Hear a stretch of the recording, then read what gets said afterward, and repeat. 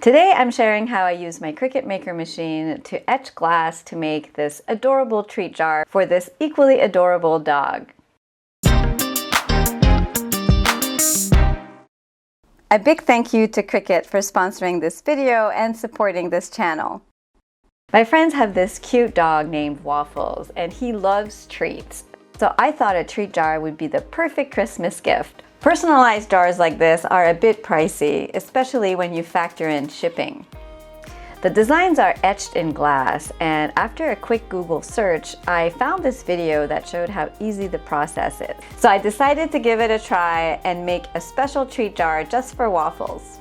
To do that, I needed a stencil, which luckily my Cricut Maker machine can easily make. I started by making my design in the Cricut design space. If you don't want to make your own design, you can save some time and buy a ready-made SVG file, but I thought it would be fun to make my own. There's thousands of images to choose from, so it was very easy to find what I needed. I selected images that I liked and added them to my canvas. To add text, I simply clicked on the text icon on the left toolbar. There's also lots of options for fonts to choose from, and I chose the font Comic Sans MS. You can change the size of the font using the menu, or you can use the double arrows. I wanted to add the word treat to the bone, so I created the text as before. Then I selected both the bone and the text and used the align function to center the text. Next, I selected both the text layer and the bone layer and clicked on the slice function. This removes the letters from the bone so that they'll be cut out from the vinyl.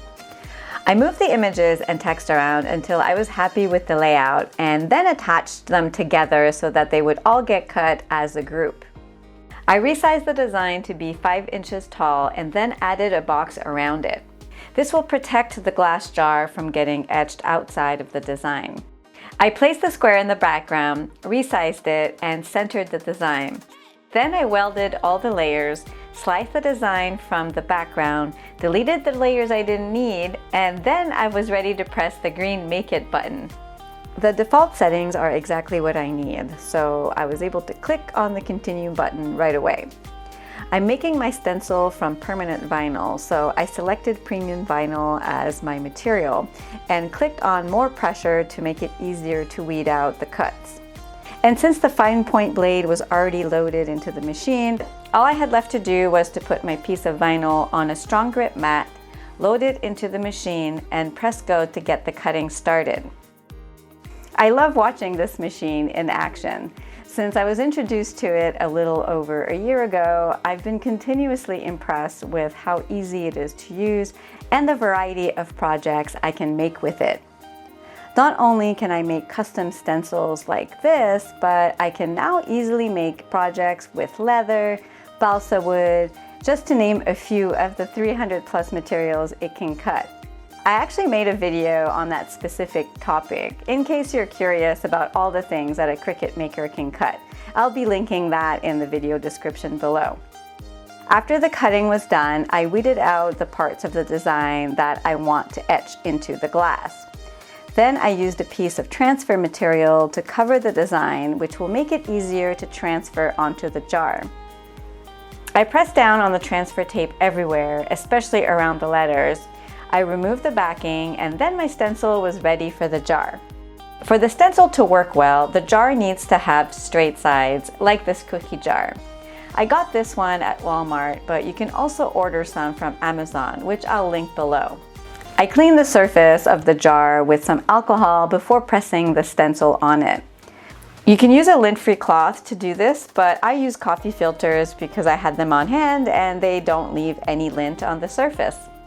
I just eyeballed the positioning, but the lines from the transfer tape are really helpful to see if the design is centered and straight.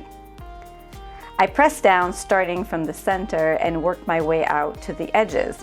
It's okay if there's some bubbles, as long as they're not along the edges of the design and the letters.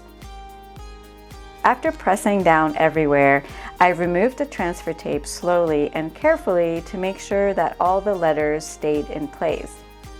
As an added precaution to prevent any of the etching cream from seeping under the vinyl, I used the back of my weeding tool to press around all the edges again.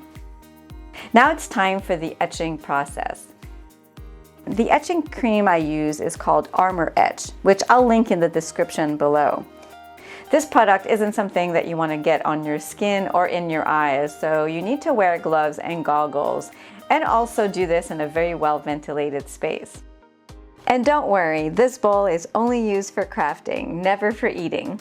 The etching process is actually surprisingly easy. All you need is to use a small brush to fill in all the blank areas of the design with the cream.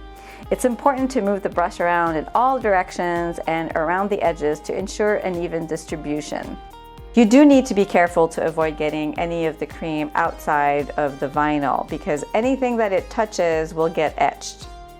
I let it sit for a few minutes and then it was ready to be rinsed off with some water. The last step is the most satisfying, which is removing the stencil and seeing the etched design come to life on the jar. I'm so happy with how this turned out, and Waffles can't wait for it to be filled with some treats. Well, I hope you've enjoyed this video, and if you're looking for any information on the things that I've mentioned, I'll be putting all of that in the video description below. And if you're looking to see what I'm up to day to day, the best place for that is on Instagram. Thanks for watching, and I'll see you next time.